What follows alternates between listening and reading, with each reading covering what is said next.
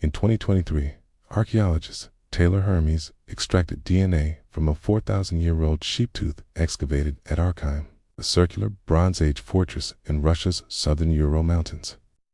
The site belonged to the Strata culture, the people who invented the war chariot and mastered industrial-scale bronze metallurgy around 2100 BCE.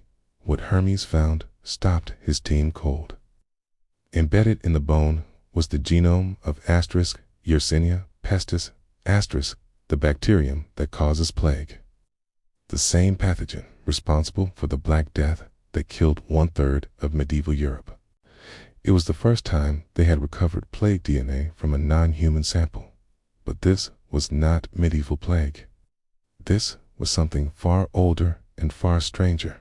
Before we reveal what this sheep's death tells us about humanity's first continental pandemic, if you want to join us on these journeys into the deep past, please hit that subscribe button and turn on notifications so you never miss a discovery with Hidden Strata. For over a decade, scientists have been piecing together evidence of a ghost pandemic. Between 5,000 and 3,000 years ago, plague ravaged Eurasia.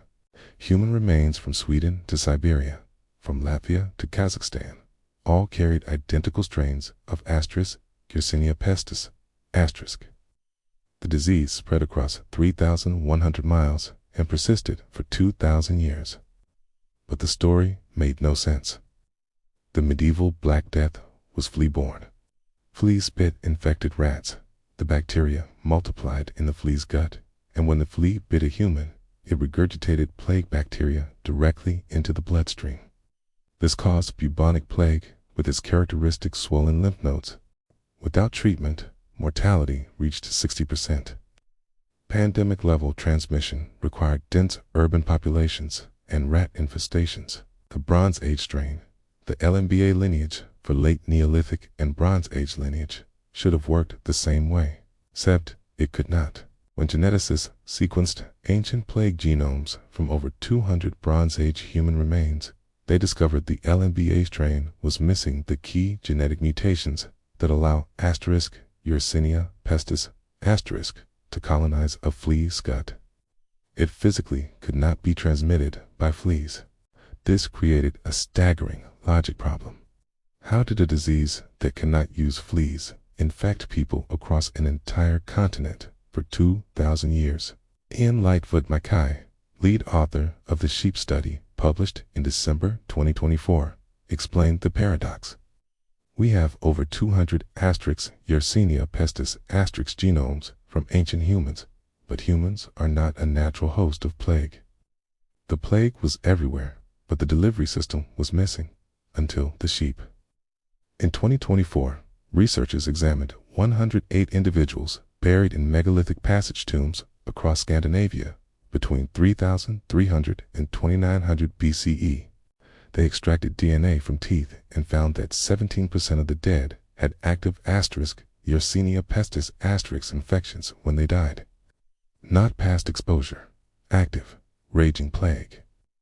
At Fort Sigurden, Sweden, researchers reconstructed a family tree spanning 6 generations over 120 years. Of the 38 family members buried there, 12 died of plague. A 32% mortality rate equal to the Black Death 3,500 years later. The genomic evidence showed 3 distinct waves of disease. The third wave cut through them like a scythe. Multiple generations died with active infections, buried together in what must have been a desperate rush. Since the bacteria could not use fleas, this was likely pneumonic plague, where the bacteria infect the lungs. Ketoms cough up blood filled with billions of pathogens. Anyone who inhales those droplets contracts the disease. Without treatment, death comes in under 2 days. This Swedish family's tragedy was not isolated. Between 3,450 and 3,000 BCE, populations across Western Eurasia crashed by up to 50%. Nearly 1,000 years of agricultural growth were erased in 450 years. Archaeologists call it the Neolithic decline. Megalithic construction suddenly stopped. The mega settlement of Maidaneski in Ukraine which once housed 50,000 people, collapsed during this period. Some settlements were burned to the ground relative to the total population. 5 million deaths made it deadlier than the 1918 Spanish influenza and the AIDS pandemic combined. In some regions, population levels did not recover for 3,000 years. The answer was grazing on the steppes of Bronze Age Russia. When Hermes compared the plague genome from the Arkhaim sheep to other ancient genomes, it was nearly identical to a strain that had infected a human at a nearby Strata site around the same time. If we did not know it was from a sheep, everyone would have assumed it was just another human infection, Hermes said. Humans and sheep were sharing the same disease. The answer lies in the Strata revolution. Around 2100 to 1800 BCE, these people built 23 fortified settlements with walls reaching 18 feet high. Every excavated building contained smelting ovens and slag. But most critically for the plague, they developed mobile pastoralism on an unprecedented scale. By domesticating horses bred for riding, they could manage herds 10 times larger than before, covering vast territories across the Eurasian steppe. This created the transmission triangle. Wild rodents like marmots and ground squirrels carried the plague bacteria in their burrows without dying from it. They were the natural reservoir. Domestic sheep grazed across the grasslands, coming into contact with contaminated areas or dead infected rodents. When a sheep nuzzled a carcass or grazed on contaminated grass, it could contract plague. Humans lived intimately with their livestock, handling wool, butchering meat, and drinking milk. If an infected sheep was not properly handled, humans could contract the disease. Unlike flea-borne transmission, which requires dense urban populations, this zoonotic spillover model worked perfectly for mobile pastoralists. As the Strata people spread westward into Europe and eastward into Central Asia with their innovations in chariots and metallurgy, they brought their infected herds with them. The plague did not need fleas to reach Sweden. It had sheep. The genetic analysis revealed the plague was evolving in real time. The LNBA lineage showed evidence of streamlining itself for maximum efficiency while accumulating mutations, suggesting it was adapting as it spread from animal to human and back again. The Swedish family burial showed this evolution in action. The 3 waves of plague over 120 years showed genetic reshuffling. Frederick Sersham, co-author of the Swedish study, explained, "It is in an area of the genome where virulence is coded for. Our hypothesis is that it became more virulent over the generations." For 2,000 years, this lineage bounced between wild rodents, domestic animals, and human populations, evolving with each jump.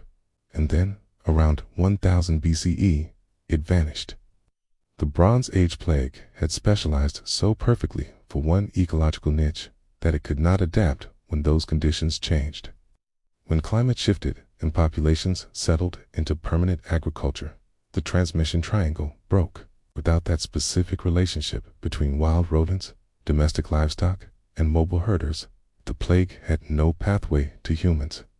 It would take another 1,000 years for Yersinia pestis to evolve flea transmission, giving rise to the bubonic plague strains that would cause the plague of Justinian in 541 CE and the Black Death in the 1340s. But for 2,000 years, the LNBA lineage was humanity's first continental pandemic.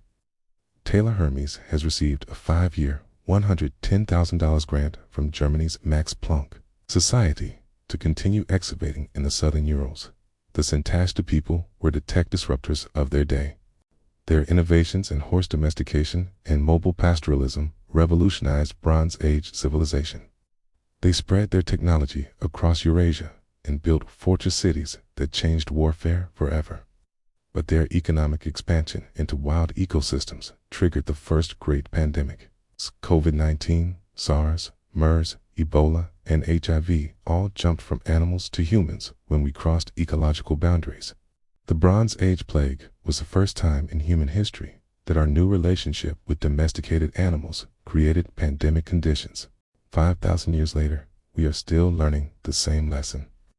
From Bronze Age sheep in the Ural Mountains to modern factory farms, the boundary between human civilization and the wild is thinner than we think. And when we cross it carelessly, invisible killers cross back. A 4,000-year-old sheep just taught us that. Till the next discovery, this is Hidden Strata.